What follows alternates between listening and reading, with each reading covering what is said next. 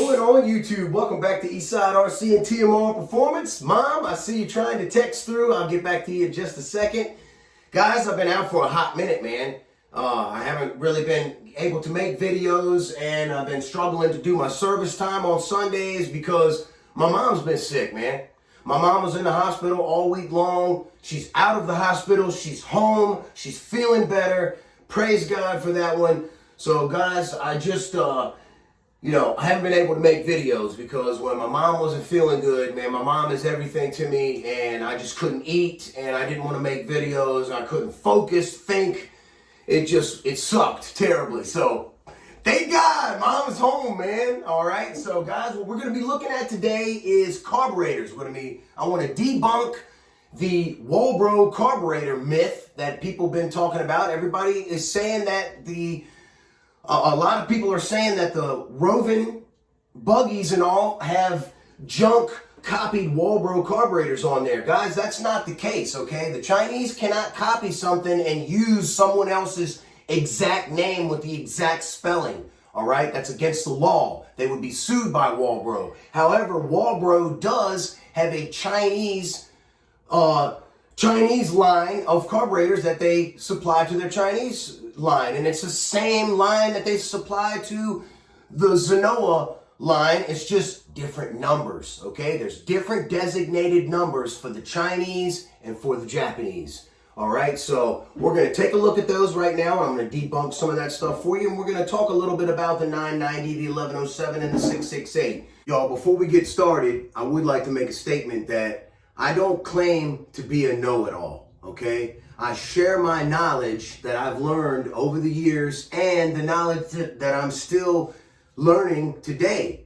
Because if you think you know it all, then you have shut your brain off from learning, okay? So I do not claim to be a know-it-all, but I do share the whole truth and nothing but the truth on my RC channel here, not just on service time, okay? On Sundays. It's all the time I'm sharing the truth, all right? So that's why I do what I do. I share the truth and share my knowledge in hopes that it's going to help you guys, all right? New, old, seasoned, experienced, unexperienced, whatever the case may be, I'm sharing my knowledge because I like to make power, all right? Every bit of power that I can squeeze out of these engines, I want to do it. So I'm going to share how I do it, except for my dragster, all right? So let's get right at it. All right, as you guys can see, I got some stuff laid out here for us to take a look at. Some velocity stacks, some diaphragms, some intakes, billet and composite, and the spiral diaphragm. Now, what I want to note is these carburetors, this is a Walbro 990, this is a Walbro 997, this is a Walbro 1191. Same as 668, same as 1107. If you look at the numbers, 1107 WT is a license number for Husqvarna and Zenoa. All right. Here is an 1107 Walbro. This is off of a roving engine, and it is just like the 1107. However, the number on it is 1191. All right. But it carries the real Walbro name and the Japanese stamp. All right. So real deal, 1107. I've got this one fitted with the spiral diaphragm. This is just a spare carb in case I need it. There's the spiral diaphragms. If you are running race gas or you're using ethanol pump gas, I highly recommend this right here. It will save you a lot of headaches. This diaphragm here is detrimental to race gas, and it's very bad. Ethanol destroys it. The race gas just makes it sloppy. Okay, now I would like to note this diaphragm here was said in another video that it is a paper diaphragm. That is incorrect. This is a rubber diaphragm with a paper gasket. All right, so just wanted to clarify that up for you guys. You can see the whole back side of this diaphragm is rubber. All right, and it's just has a paper gasket that seals it. The spiral diaphragm, you get Teflon gaskets. Very good. So, now when it comes to intakes, These intakes, I'm not a fan of particularly because these leak and this gets hot. Your intake like this is, in my opinion, a better option for making power because it does not transfer heat over to the carburetor, all right? It's an isolator. This here, if you use these kinds of intakes, which my dad has one on his engine and it's not leaking, it's a good idea to color both sides of this with black Sharpie marker and then sand in a figure 8 like this until the black marker is gone and you have properly flat surfaced both sides of this gasket. And then you still want to use a paper gasket, okay? You still want to use this gasket on the outside of both of these, all right, after you flat surfaced. If you do that, you won't have a leak, all right? I can guarantee you won't have no leaks. Get everything sealed up, clean and neat, tight and right. It won't leak. Okay, but this here is ultimately your best option for your intake. This is Zenoa. This is for a G320 manifold here, engine. This is just a nice intake for that. Okay, so I like to have these on hand too because, you know, well, I'm a tester. That's just, I like to have spare parts. And then you got a couple different kinds of velocity stacks that you can use on these carburetors. And depending on the application and the power you want to make, you got a short stack and a long stack. Okay? This long stack here, when put on a piston port, fuel tends to lay in here. And this can almost act like a choke and make your engine run slightly rich. But depending on the application, this may be just fine for you, you know? It may be just fine. I have put this velocity stack on my 30.5 and it killed the torque, all right? That's why I had Alan bore out this for me so that this could still be used with a choke. This is the DDM AF200 velocity stack and it cannot be used with a choke, but it will go right on a 990 carburetor, all right? So I had him put that on the end mill for me and punch it so that it was a nice straight 3/4 hole. All right, so let's see what else I want to go over with here. Now, let's talk about the 1107/1191 carburetor. This carburetor is the stock carburetor that comes on a Zenoa 32 and up engine. All right? This is the proper carburetor for a 32 and up. Some people put this carburetor on 32 cc's. This 990 is the carburetor that comes on a stock Zenoa 29.5. All right? As soon as they go up, they switch to the 1107. Now, why do they do that? Because the 1107 is simply a bigger carburetor. It flows more fuel and it flows more air. All right?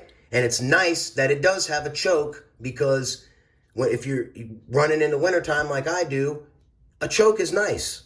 All right? So your biggest differences here between the 1107 and the 990 are the venturi openings.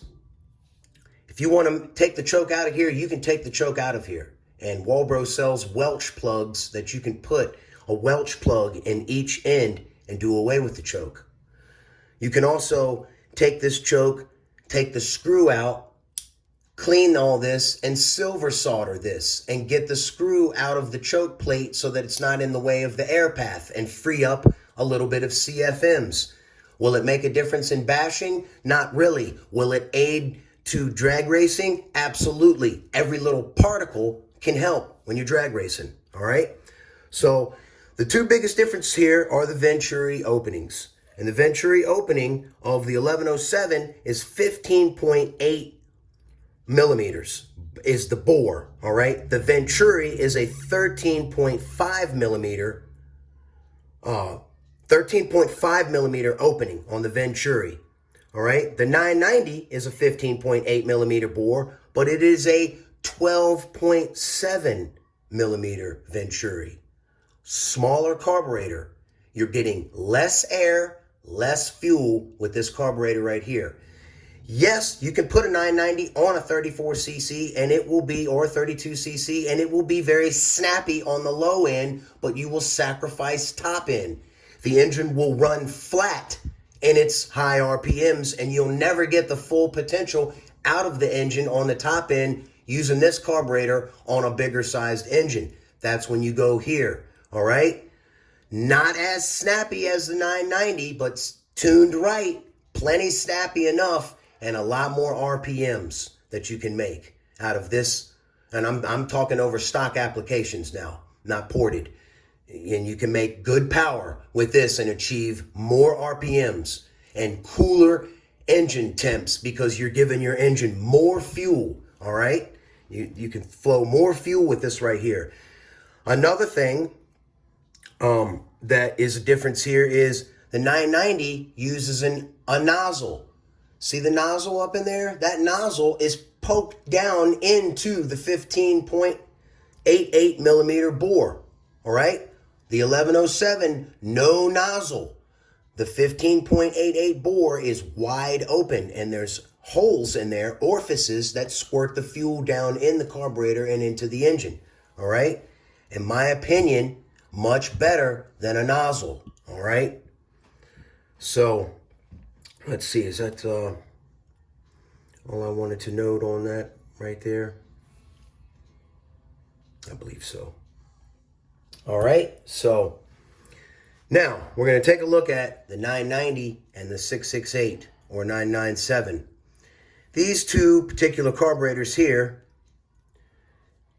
are very similar, other than this has a nozzle in the airstream. This does not have a nozzle in the airstream. You can take this choke out and this will be just as good as a 990, all right? These tend to be a little laggy on the low end. Well, you can put the spiral diaphragm in there and that allows a little bit better of fuel flow, okay? So that will help the carburetor out. This is a great carburetor and it can be just as awesome as the 990 and flow more air by taking the choke out because it doesn't have a nozzle in the way, all right? See the nozzle up in there? There's no nozzle in this one. It's got orifices that flow the fuel through. There is a new carburetor out that's called a 1242, and it's basically a 990 with some modifications done to it. The venturi and the bore is exactly the same. They put a spiral diaphragm in it.